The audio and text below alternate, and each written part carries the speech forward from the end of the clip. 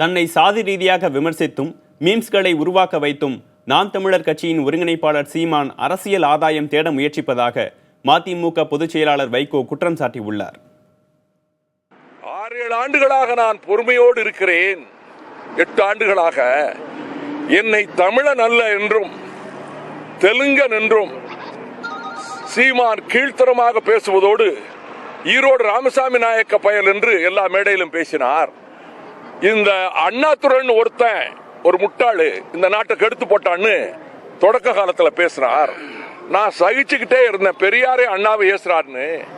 பிறகு சினிமா துறையில் உள்ளவங்க வந்து சொன்னாங்க, பெரியார அட்டாக் பண்றது பெரியாருக்காக இல்ல, உங்களை அட்டாக் பண்ணணுங்கிறதுக்காக பெரியாரையே காலி பண்ணிட்டா இவனை தெலுங்கன்னு காலி பண்ணிடலான்னு சொல்லி நான் இந்த 7-8 வருஷமா இதை பத்தி நான் வெளியில பேசுறது இல்ல.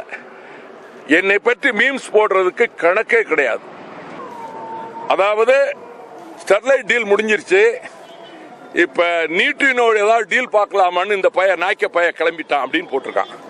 இவளை நான் சகிச்சுக்கிட்டேன். விடுதலை புலிகளினுடைய சின்னத்தை பிரபாகரன் உயிரோடு இல்லை என்று கருதி கொண்டு, உண்மை என்னன்னு அவருக்கு தெரியாது, கருதி கொண்டு புலிகளுடைய சின்னத்தையே தன்னுடைய கொடியாக்கி புலிகள் பிரபாகரனோடு தான் பல நாள் இருந்ததாகவும் வேட்டைக்கு போனதாகவும் ஆமக்கறி தின்னதாகவும் கோயபல்ஸ் கூட சொல்ல முடியாத பொய்யை சொன்னார். இவர் மொத்தம் 8 நிமிடம் தான் இவரை பார்க்க பிரபாகரன் அனுமதித்தார். புகைப்படம் எடுக்க அனுமதிக்கவில்லை. புகைப்படம் இவர்கள் ஏதாவது எப்படி இப்ப கிராபிக்ஸ்ல பண்றாங்களோ மாதிரி பண்ணிக்கிட்டாங்க. புலிகள் சீருடைய அணிஞ்சு உங்களோட போட்டோ எடுத்துக்கலாமான்னு கேட்டப்ப அது உங்களுக்கு அனுமதி கிடையாதுன்ட்டாரு. நான் புலிகள் சீருடையில் அந்த காட்டில் சென்று அவரோடு 1 மாதம் இருந்தவன்.